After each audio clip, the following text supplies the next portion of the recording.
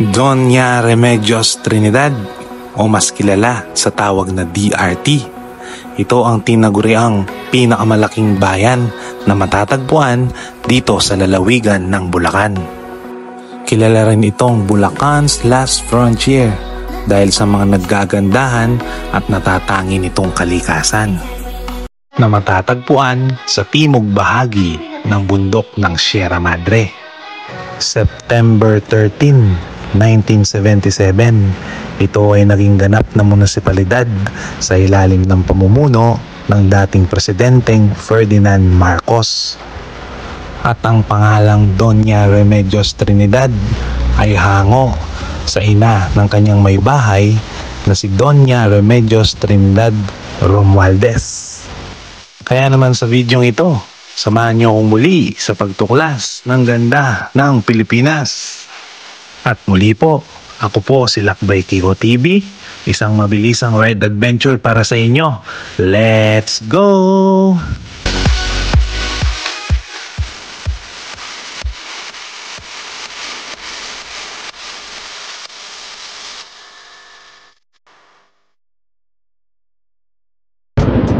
Then guys, what's up? Isang mapagpalang umaga sa inyong lahat. Today it's Independence Day, so holiday tayo ngayon, kaya nagkaroon tayo ng pagkakataon para makapag-ride pang mga lodi. So again, it's me, Lakbay Kiko TV. Matagal-tagal tayong hindi nakapag-ride, kaya ito, sasamantalayin natin yung pagkakataon na holiday, pampatanggal ng stress.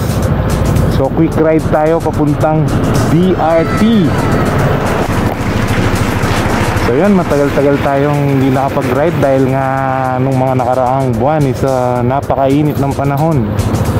So pahinga muna tayo, tsaka medyo naging busy din. So time check, it's 4:19 in the morning. So yan, makakasama natin ngayon si Goldwyn tsaka si Al. Hindi ko lang alam kung may mga ibang kasama pa kami. Isang quick ride lang papuntang DRT, breakfast ride lang. So hindi pa naman kasi ako nakapunta doon, kaya excited tayo ngayon guys. Tara. So yan, bali ang gagamitin pala nating motor ngayon is yung kapatid ko, yung motor ng kapatid ko, dahil nga kagabi is pagkadating ko galing trabaho is malambot yung gulong ng motor natin. So hindi na tayo nagkaroon ng pagkakataon para may paayos, gawa nga ng gabi na. So yung mga kasama natin nagpapahangin, saka hintayin siguro yung ibang kasama pa namin. Ang alam ko may kasama pa kami.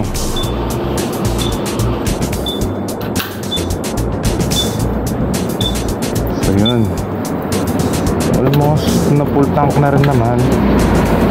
Pagas na lang tayo ulit pagka nagkulang. Huwag mong ganong sara, kuya. Op. Okay na yan. Mahirap kasi siyang buksan, kaya hindi ko sinasagad. Yan. So ang motor natin ngayon is NMAX version 2.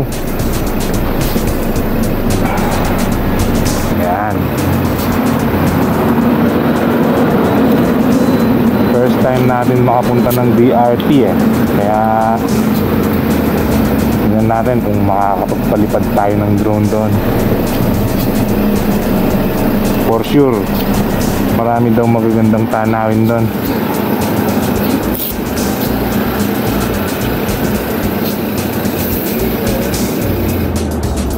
Tara.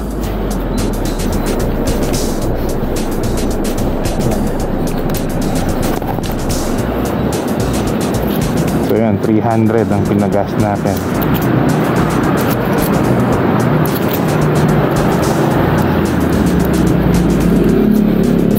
Mga 20 ngayon, bariya na.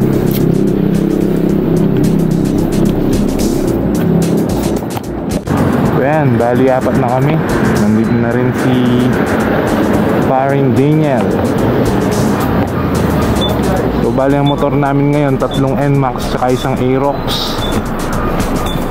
Tara, let's go. Let's go. Ayan guys, take off na kami. At this moment, nandito po kami, may Mexico. Ito kami sa may Mexico. So, at next destination namin dyan, dun sa may Santo Domingo.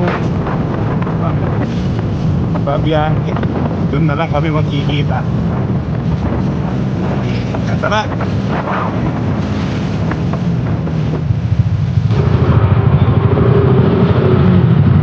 Ngayon guys, stop over ulit kami. Dito namin hihintayin yung mga kasama namin dito sa may Caltex at may 7-Eleven. Kung matatandaan nyo, dun sa last vlog natin, nung pumunta kami ng Aurora, dito rin kami naghintayan ni na Eric Motovlog. So shoutout sa'yo Eric Motovlog. Busy ka na, hindi na kita maaya. Yan. Tara, magkape muna tayo guys.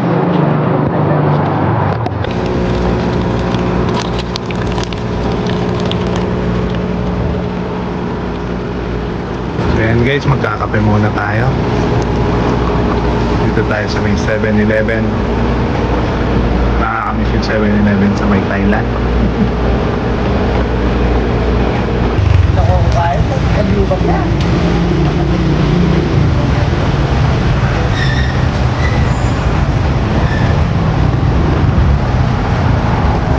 Ayan guys, dumating na yung mga kasama natin iba.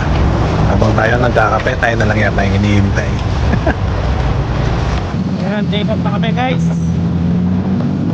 Yan, bali 1, 2, 3, 4, 5, 6, 7, 5, 7 5, 7 kami tag-DRT, let's go.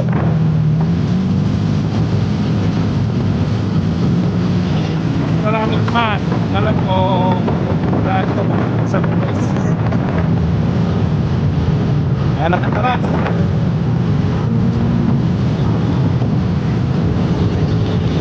Let's go!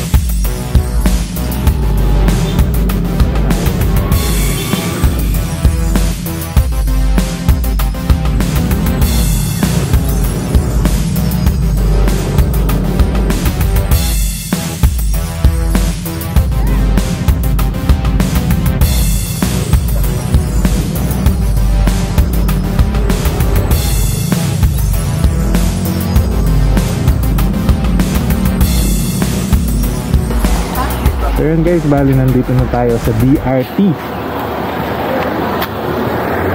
Yan.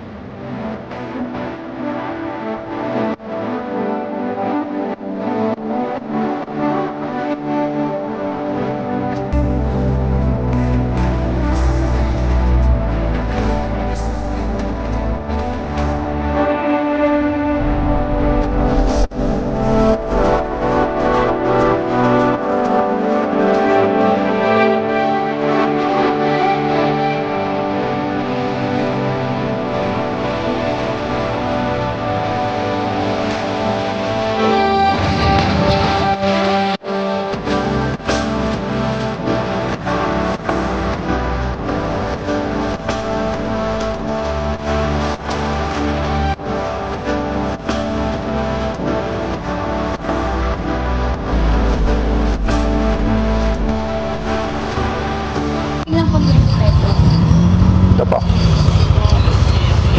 So guys, may bayad ng 20 pesos. Dito kami sa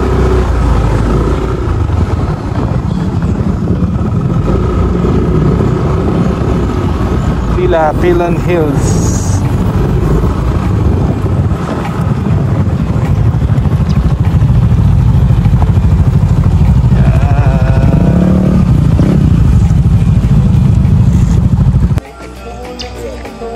So yan guys, nandito na kami sa DRT.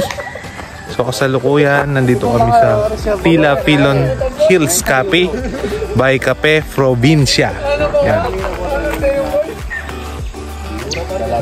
So napakaganda ng view dito, kaya magpapalipad tayo ng drone habang iniintay nating mag-open yung cafe. So alas 7 ng umaga daw yung open niya. So napaga kami ng konti. Tamang-tama para makapagpahinga kami.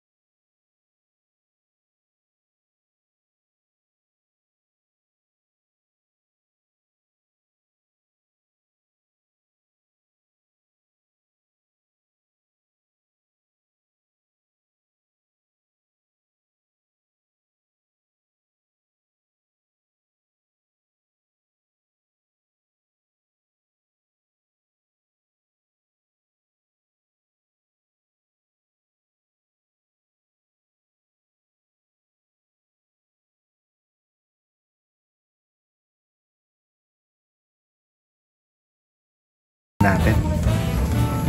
Naman.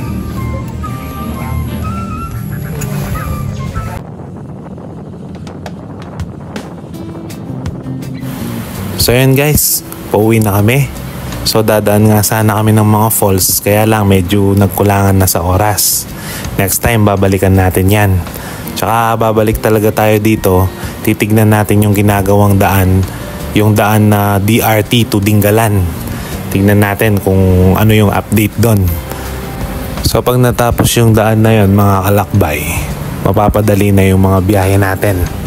Lalo na yung mga nanggagaling NCR to Aurora. So pwede silang dumaan dito papuntang Dingalan at iba't ibang lugar dyan sa may Aurora Province. At muli po, maraming salamat po sa mga mahal kong subscriber, followers, Facebook and YouTube. Maraming salamat po sa inyong lahat.